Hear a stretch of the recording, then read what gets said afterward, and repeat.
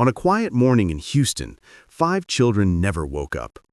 Their mother, someone who seemed gentle and devoted, committed an act that shocked the nation. What drove her to do it? Andrea Yates was a devoted mother, a wife, and a woman struggling with invisible demons. Born in Houston, Texas in 1964, Andrea seemed to lead a picture-perfect life. But behind closed doors, she battled severe postpartum depression and psychosis, a torment that would eventually drive her to commit one of the most tragic acts in modern American history. Friends and family described her as gentle, caring, and deeply religious, traits that would later intertwine tragically with her deteriorating mental state. The days leading up to June 20, 2001 were filled with fear and paranoia.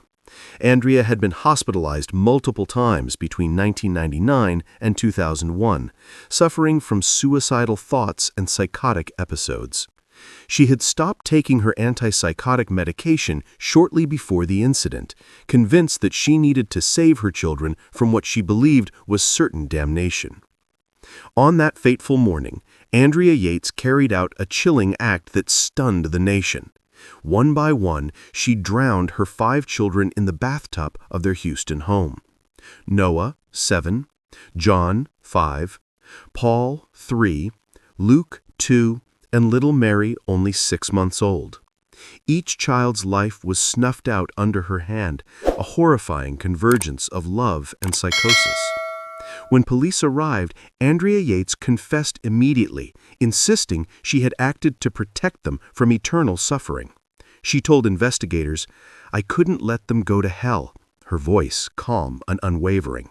If you want more cases like this one, don't forget to subscribe. The investigation was swift and harrowing.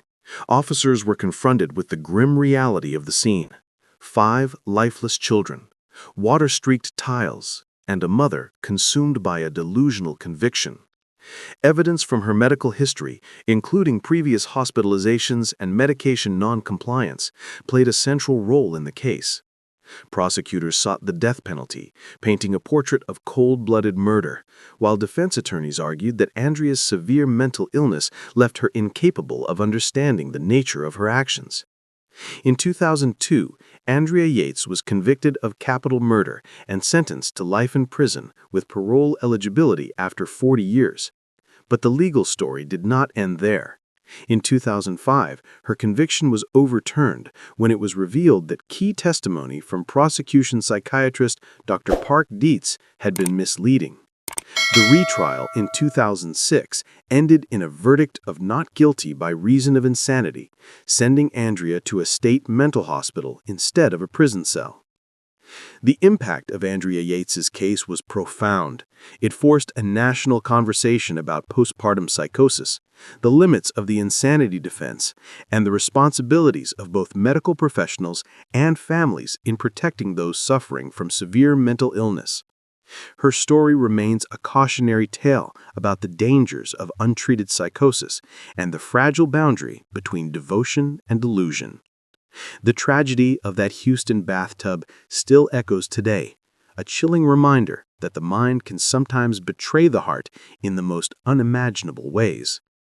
And as the legal system wrestled with questions of sanity and justice, the next case would challenge our understanding of youth and morality in ways no one could have imagined.